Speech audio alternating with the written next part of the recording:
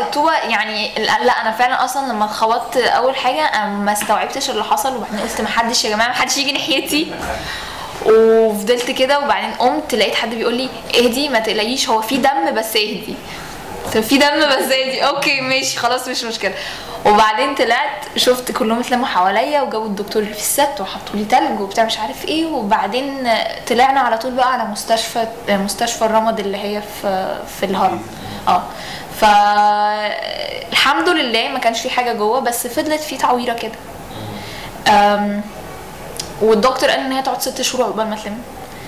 حاولنا ان احنا نشيل يعني في الاديتنج، حاولوا يشيلوها في المونتاج ان هم يعملوا لها فوتوشوب، مش عارفين مش هيقدر. هي يعني هو صعب قوي ان انت تمسك فريم وتغيرها. وكمان هي جت قبل مشهد كان ماستر سين وجايه وشي فاص، فيعني اللي هو يعني حد من فريق الاخراج يعني ربنا يديله الخير.